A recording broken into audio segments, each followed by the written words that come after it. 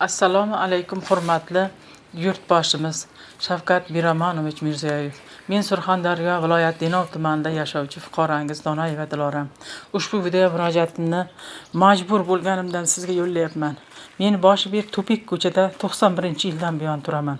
2014-yilda kadastr hujjatlari qilganman. 10 yildan beri solig'ini to'lab kelyapman.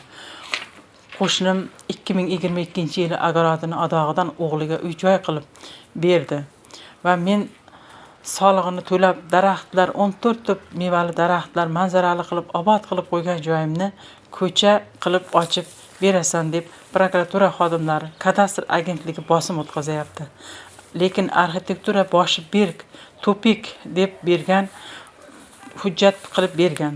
6 yildan buyon mas'uliyatsiz o'z ishini puxta bilmagan kadastr xodimlari aybi bilan ikki qo'shni sudlashib yuribmiz. Natijada turmush o'rtog'im insult olib og'ir ahvolda yotibdi.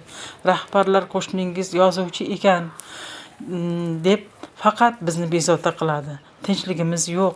Hozirgi zamonda yozuvchini aytgani bo'ladimi? Rahbarlar to'g'ri o'z ishini to'g'ri bilsa, nimaga yozuvchidan qo'rqib chopib keladi?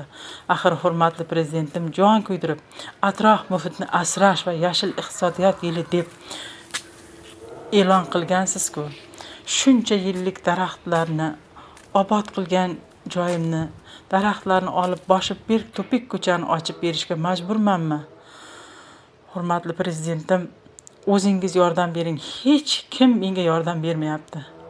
Faqat rahbarlar yozuvchi ekan meni ustimdan yozyapti deb menga bosim qilishadi.